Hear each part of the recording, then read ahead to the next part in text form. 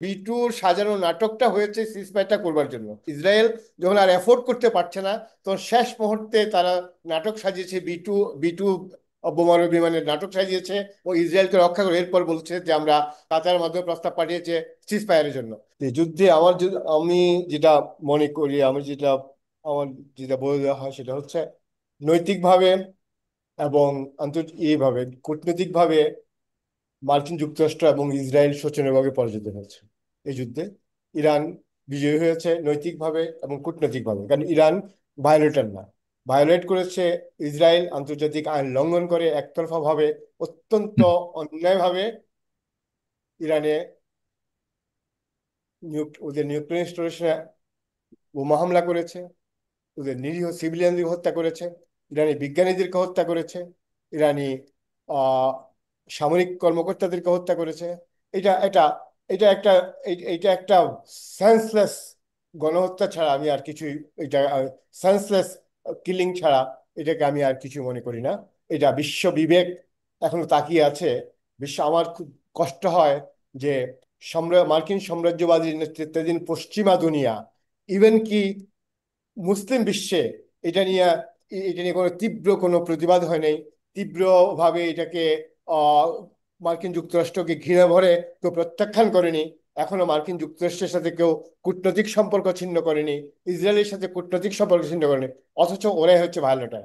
আজকে ইরান যদি এই আক্রমণটা যদি ইরান করতো হুম। ইসরায়েলের উপরে, তাহলে এতক্ষণে পৃথিবীতে হয়তো তৃতীয় বিশ্বযুদ্ধ অনেক আগেই বেঁধে যেত।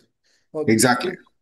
কিন্তু অত্যন্ত দুঃখের বিষয় হচ্ছে আজকে ওআইসির মতো দেশ, ওআইসির মতো একটা অর্গানাইজেশন, এতগুলো মুসলিম রাষ্ট্র থাকা সত্ত্বেও ওআইসি কোনো একটা শক্ত ভূমিকা নিতে পারলো না। আমি ধিক্কার জানাই ওআইসি কে। আমি ধিক্কার জানাই অন্যান্য মুসলিম কান্ট্রিগুলোকে।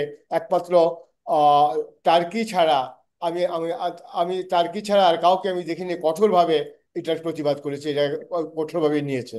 সুতরাং আমি আহ মনে করি এই যুদ্ধে যে সাম্রাজ্যবাদ, মার্কিন সাম্রাজ্যবাদ এবং ইসরায়েলি যে আগ্রাসনবাদ, এই ইসরায়েলি আগ্রাসনবাদের মুখোশ সারা পৃথিবীর কাছে উন্মোচিত হয়েছে। এরা আজকে শুধু ইরান নয়, যে কোনো ইরানের পরে তাদের নেক্সট টার্গেট হচ্ছে পাকিস্তান। তো ওরা ওরা ওরা চায় না যে কোনো মুসলিম কান্ট্রির কাছে নিউক্লিয়ার পাওয়ার অধিকারী কোনো মুসলিম কান্ট্রি হোক। কারণ ওরা মনে করে যে মুসলিম কান্ট্রি নিউক্লিয়ার পাওয়ার অধিকারী হওয়া মানে হচ্ছে ওইটাকে ওদের ওদের ওদের কাছে এটা এটা হচ্ছে একটা ইসলামিক। তো পাকিস্তান যখন নিউক্লিয়ার বোম প্রস্তুত করছিল, তার কয়েক বছর আগ থেকে তারা ওই সাম্রাজ্যবাদী শক্তি এটাকে বারবার বলবার চেষ্টা করেছিল যে ইসলামিক বোম আসছে, যে ইসলামিক বোম দিয়ে কিভাবে পাকিস্তানের উপরে আঘাত করা যায়, এটা নিয়ে তারা দীর্ঘদিন ধরে এটা নিয়ে চিন্তা করছিল। কিন্তু শেষ পর্যন্ত পারে নাই তারা।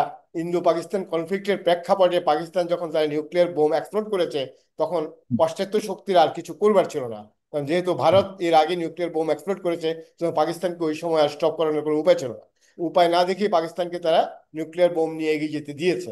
কিন্তু ওরা হয়তো ইরানের নিউক্লিয়ার বোম ওরা প্রস্তুত করেছে কিনা জানি না, কাছাকাছি আছে কিনা সেটাও আমি জানি না। কারণ ইরান আহ, অত্যন্ত ক্যান্ডিডলি করেছে, যে জানিয়েছে সারা পৃথিবীকে যে তারা শান্তিপূর্ণ উপায়ে তাদের পারমাণবিক শক্তি শান্তিপূর্ণ উপায়ে তারা ব্যবহার করতে চায়।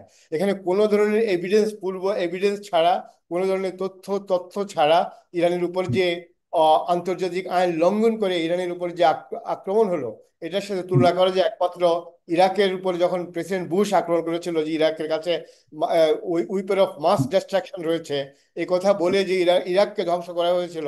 পরবর্তীকালে দেখা গেল যে তাদের সমস্ত গল্পই এটা ছিল কুক অ্যান্ড বুল স্টোরি, এটা গাঁজাখুরি গল্প। ঠিক একইভাবে ইরানের কাছে যে নিউক্লিয়ার বোম নেই, এটা চায়না কনফার্ম করেছে, এটা রাশিয়া কনফার্ম করেছে, এটা ইরান তো বটে কনফার্ম করেছে। তারা বারবার বলেছে আমরা শান্তিপূর্ণ উপায়ে আমরা আমাদের পারমাণবিক শক্তিকে ব্যবহার আমরা আমি আমাদের। এখানে পাগলা আবার একটু আগে আপনার টুইট করেছে, সেখানে লিখেছে China can now continue to purchase oil from Iran, hopefully they will be purchasing plenty of the US also, plenty from US also. It was my great honor to make this happen. চিন্তা করেন।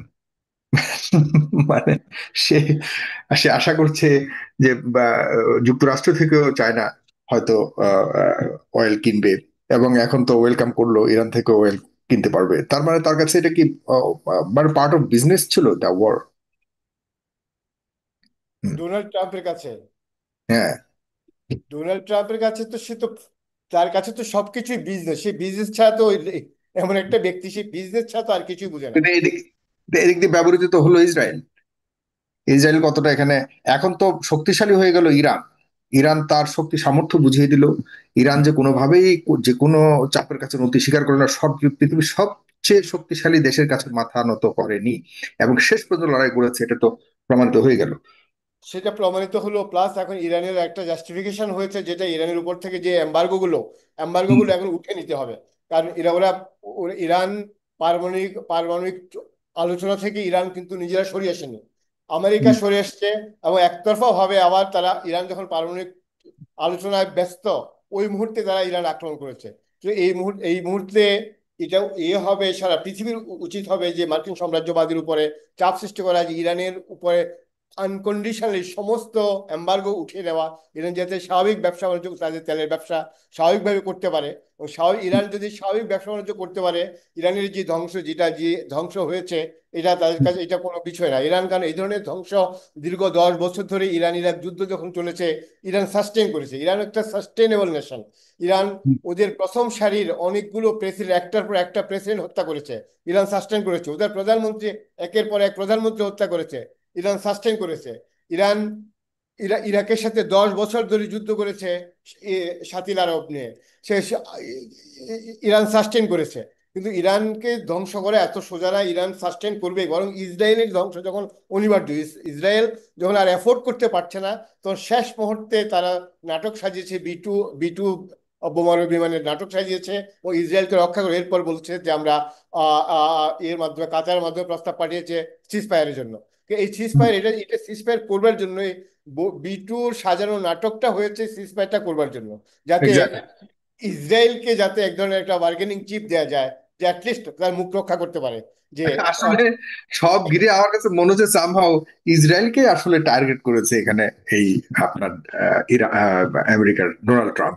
ইসরায়েলকে এখানে একটা somehow কোনো একটা কিছু বোঝানোর জন্যই এগুলি করা, কারণ ইসরায়েলকে কথা দিয়েছিল তো এরা আপনার আমেরিকান ডোনাল্ড ট্রাম্প ইলেকশন করবার আগে তো একটা ডিল করে ইসরায়েলের সাথে, সব প্রেসিডেন্টের একটা ডিল করে যে তুমি আমরা আসলে ক্ষমতায় আসলে পর তোমাকে কি দিব না দিব।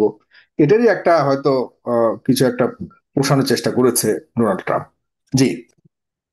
যে না, তা তো বটে। বিষয়টা হচ্ছে ইসরায়েলকে এখন এই মুহূর্তে, ওরা যখন দেখছে ইসরায়েল এই যুদ্ধটা আর অ্যাফোর্ড করতে পারছে না, ইসরায়েলি উইদিন ইসরায়েল যে জনমত যে সৃষ্টি হয়েছে, যুদ্ধ এটা কোনো অবস্থাতেই ইসরায়েলকে যুদ্ধ চালিয়ে যাওয়ার অবস্থাতে ইসরায়েল এখন আর নেই। সুতরাং ওদের প্রতিদিন ওদের মিলিয়ন মিলিয়ন ডলার ওদেরকে দিতে হচ্ছে, শুধু এর জন্যই, শুধু ওদের তথাকথিত আয়রন ডোমকে কন্টিনিউ করবার জন্য। কিন্তু তাদের আয়রন ডোমকে, এটা একটা আয়রন ডোম যে সবার কাছে একটা হাসির পাত্র, আয়রন ডোম যে ইসরায়েল ধরাছোঁয়ার বাইরে, আয়রন ডোম যে ইসরায়েল নিরাপত্তা আয়রন ডোম দ্বারা নিশ্চিত করা হলো। যে এই নিশ্চিত করা আয়রন ডোমের যে তথাকথিত আয়রন ডোমের যে এই যে দুর্বলতা একটা রয়েছে, আয়রন ডোম আসলেই তেমন কোনো নিশ্চয়তা দিতে পারবে না, এটিও প্রমাণিত হয়ে গেল বিশ্বের চোখে। এখন আর ইসরায়েলের আকাশ সম্পূর্ণ নিরাপত্তার চাদরে ঢাকা এটা বলবার কোনো সুযোগ নেই। সুযোগ অনেক কিছু নেই। প্রমাণিত হয়ে গেল। আপনাকে অনেক ধন্যবাদ।